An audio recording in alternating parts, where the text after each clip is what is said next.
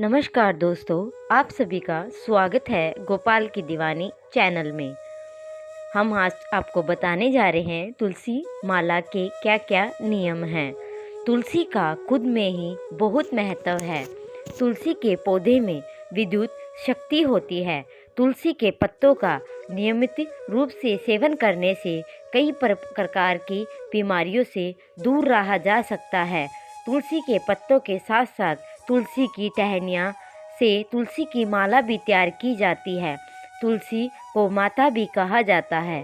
तुलसी की माला पहनने से विशेष लाभ मिलता है। हमारे घर में परिवार की महिलाएं सुख समृद्धि के लिए यह पौधा लगाती है। तुलसी को घर के आंगन में लगाने से नकारात्मक ऊर्जा खत्म हो जाती है, सकारात्मक ऊर्जा शुरू होती है।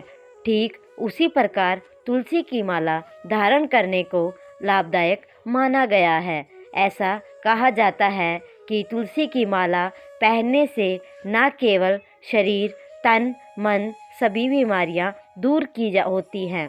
तुलसी की माला पहनने से औषधिक गुण मिलते हैं। तुलसी की माला पहनने से कई बीमारियां ठीक होती है और बीमारियों से छुटकारा मिलता है। तुलसी की माला से कई मंत्रों का जाप भी किया जा सकता है। भगवान श्री कृष्ण कहते हैं, तुलसी के जाप करने से आप हरि को और भी करीब पाते हैं। तो आप भी तुलसी की माला को धारण कर सकते हैं। दोस्तों, तुलसी की माला धारण करने के लिए कुछ नियमों का पालन करना जरूरी होता है। तुलसी माला व्यक्ति के व्यक्तिगत को आकर्षित बनाती है। कलाई में भी तुलसी की माला पहनी जा सकती है। तो कुछ लोग कलाई में तुलसी की माला पहनते हैं। तुलसी की माला कलाई में पहनने से नब्ज नहीं छूटती है, हाथ सुन्न नहीं होते, भुजाओं का बल बढ़ता है। तुलसी की जड़ें कमर में बांधने से खासकर स्त्रियों को, विशेषकर गर्भवती स्त्रियों को बेहद लाभ मिलता है। तुलसी की कड़गती पहनने से पक्षपात नहीं होता, जिगर तिल्ली के आकार नहीं बढ़ते। ज्योतिष शास्त्र के अनुसार आप तुलसी की माला पहनते हैं तो आप कुंडली के बुध और गुरु ग्रह को बल मिलता है और ग्रह बलवान होते हैं। ज्योतिष शास्त्रों के अनुसार तुलसी की माला पहनने से सभी सुख प्राप्त होते हैं, कभी किसी की बुरी नज़र नहीं लगती। ज्योतिष शास्त्रों के अनुसार कहा जाता है कि तुलसी की माला पहनने से गंगा जल, धूप से श्री कृष्ण की पूजा अवश्य करनी चाहिए। जो लोग तुलसी की माला पहनते हैं उन्हें कुछ नियमों का पालन करना पड़ता है। उन्हें प्याज और लहसुन का सेवन नहीं करना चाहिए।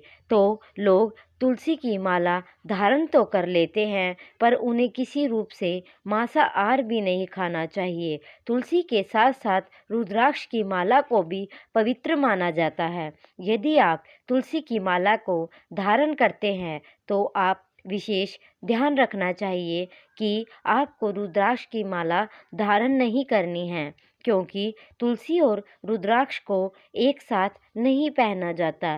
तुलसी श्री कृष्ण को प्रिय थी, रुद्राक्ष शिव को प्रिय है।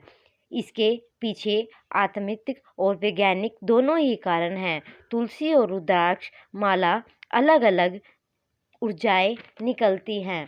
अब ये ऊर्जा एक दूसरे के विपरीत कार्य करती है। जैसे मान लीजिए आप पानी और आग को एक साथ कैसे रख सकते हैं? ना अग्नि का असर होगा ना पानी का, एक दूसरे को समाप्त कर देते हैं।